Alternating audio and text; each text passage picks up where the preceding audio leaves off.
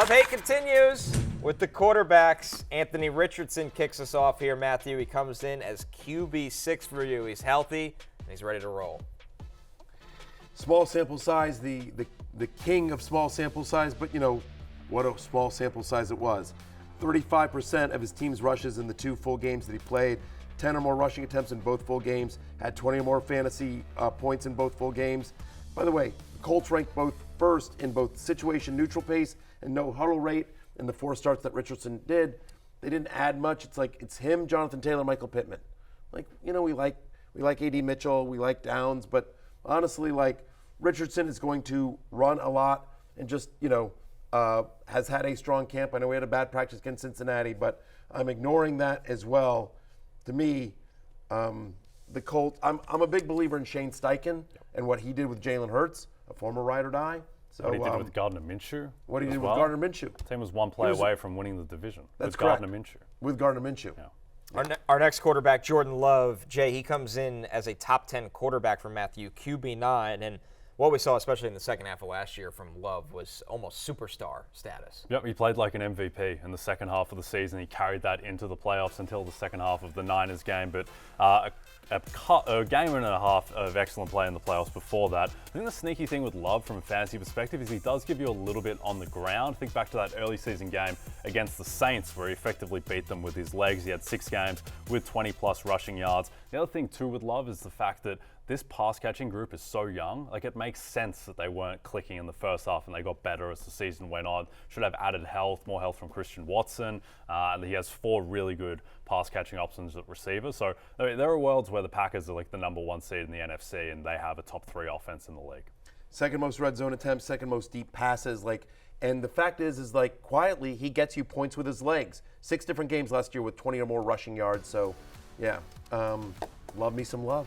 And you also love you some Jayden Daniels, future Hall of Famer Jayden Daniels. He multiple comes in Super Bowl winning as QB10. We know what Daniels can do on the ground, Matthew, and just how explosive of a runner he is to match his deep throwing passing.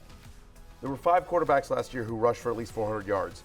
They combined to average 19.9 fantasy points per game, right? And so Jayden Daniels, who in his last 2 years at LSU when he was the starter for the Tigers down there, over 2,000 rushing yards, 21 rushing touchdowns. He's had a very, very strong camp.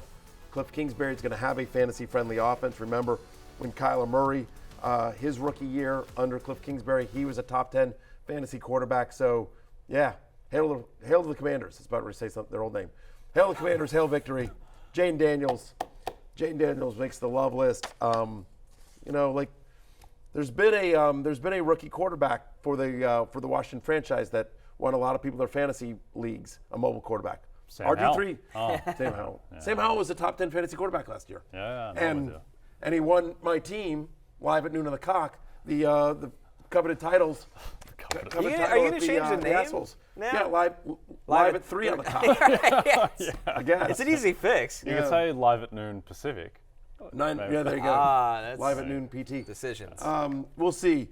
Because you don't want to change the name because I'm the defending champion. Yeah, you don't want to. Right, that's why I asked. Got to figure that out. Kind of roll with Yeah, it. I mean, we've already printed all the championship merch. All the fans have ordered it. It's like when a player changes their number, but Yeah. you already have the jersey. Yeah, exactly. Problematic. It's very upsetting. Some others receiving votes, by the way. Yeah, I might have to stay with the name.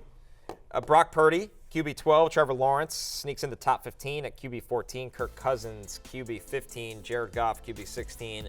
And Matthew Stafford at QB18, Jay. When Stafford's cooking in this offense with Puka and Kupp, feels like he could have a stronger finish than that as well. I think so. And look, the thing with really all of these guys is they don't give you a ton with their legs. Purdy, I don't know why he doesn't run a little bit more. He did in that playoff game against the Lions. It got them to the Super Bowl. He's making like $7 a game right now. Yeah, exactly. Then he can start running. Yeah, exactly. Yeah, that makes sense.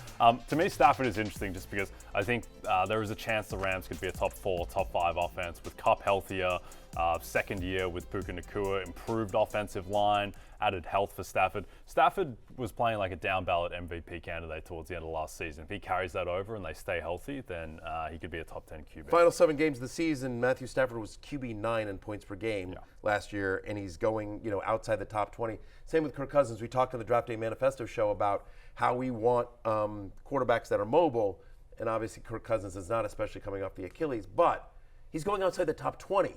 like on an offense that's going to be pass heavy, playing in a dome with Drake London, Kyle Pitts, and Bijan Robinson. Like, it's just sort of ridiculous. We've talked a lot about Jared Goff and the indoor schedule as well.